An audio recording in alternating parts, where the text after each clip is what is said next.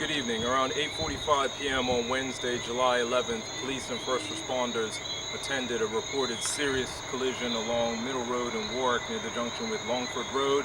It appears a male motorcyclist was traveling along Middle Road when he collided with a roadside embankment.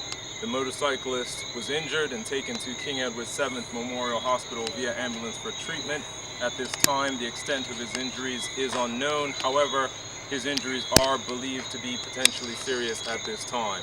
Police are investigating this collision, and any witnesses or anyone with any information is encouraged to call the main police number on 295-0011. Robert is believed that he had serious head injuries. Can you confirm or deny that?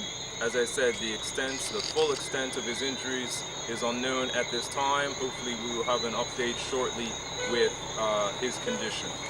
The ride of the bike, was it a local or I guess a foreign tourist?